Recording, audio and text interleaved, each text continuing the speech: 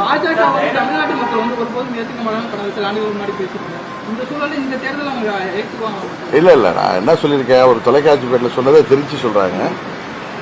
அதாவது தமிழ்நாட்டு மக்களுக்கு எதிரான திட்டங்களை அமல்படுத்தினால் அது போன்ற நிலை நீடித்தால் வாழ்நாள் முழுவதும் என்னால் அவங்களோட போக முடியாதுன்னு சொல்லியிருக்கேன். அதிலிருந்து உங்களுக்கே தெரியும், ஸ்டெர்லைட் விவகாரமாக இருக்கட்டும், தமிழ்நாட்டு விவசாயிகளை பாதிக்கிற மீத்தேன், ஹைட்ரோ கார்பன் திட்டங்களாக இருக்கட்டும், அதுபோல பல்வேறு தமிழ்நாட்டு மக்கள் விரும்பாத ஏற்றுக்கொள்ளாத திட்டங்களை எல்லாம் அவங்க ஒன்றும் ப்ரெஷரைஸ் பண்றது இல்லைங்கிறது உங்களுக்கு தெரியும்.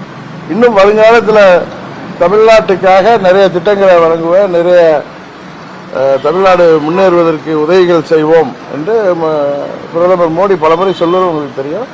அதனால எந்த உறுத்தலும் இல்லாமல் தான் நாங்கள் ஒரு அரசியல் இயக்கமாக பாஜக என்கிற அரசியல் இயக்கத்தோட கூட்டணி. ஏற்கனவே இருக்கிற கட்சிகள் இன்னும் பல கட்சிகள் அவங்க பேசிட்டு இருக்காங்க தமிழ்நாட்டில்.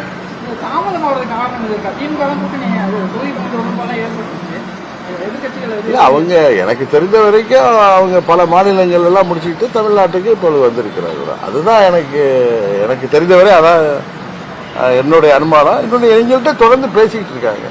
அதனால இதுல எந்த கேப்பும் இல்லை. அபிஷியலா இன்னைக்கு எங்களுக்கு அவங்க அதிகாரப்பூர்வமா இன்னைக்கு திரு அண்ணாமலை அவர்களும் திரு கிஷன் ரெட்டி அவர்களும் என்னோட தொடர்பு கொண்டாங்க. இதுக்கு முன்னாடி பலமுறை நாங்கள் அவர்களோட பேச்சுவார்த்தை நடத்தினோம்.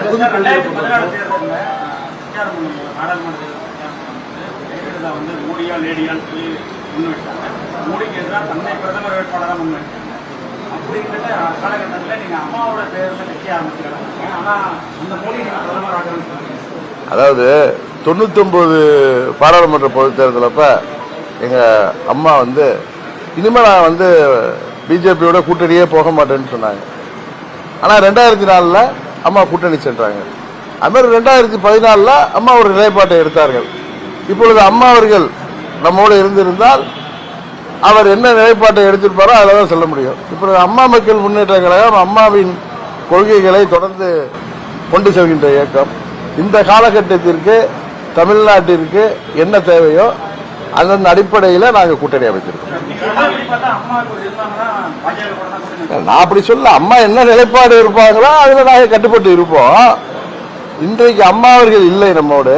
இன்றைக்கு அம்மா மக்கள் முன்னேற்ற கழகம் அம்மாவுடைய லட்சியங்களையும் கொள்கைகளையும் தொடர்ந்து கொண்டு செல்கின்ற பணியில் இருக்கோம். இன்றைக்கு தமிழ்நாட்டிற்கு என்ன தேவையோ அதற்கான முடிவாக நாங்கள் பாஜக கூட்டணியில் இணைவதை, அது எந்தவித நிபந்தனையற்ற ஆதரவு அளிப்பதுதான் சரியாக இருக்கும் என்று நாங்களாக முடிவெடுக்கிறோம்.